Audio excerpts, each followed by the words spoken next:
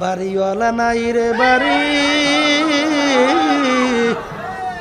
নাই রে দুনিয়াতে।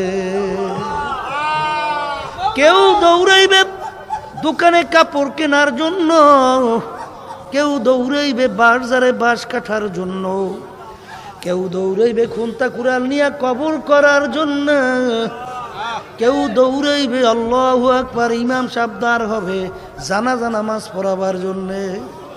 তাকবীর দিয়া বলবে আব্দুল কারীম যাও যাও যাও, আর কোনদিন আসবা না। নাফরমান কবরে যাইবে, কবরে মাটি দিয়া যার যার বাড়িতে সে আসবে। নাফরমান ডানের দিকে তাকাইয়া দেখে মাটি, বামের দিকে তাকাইয়া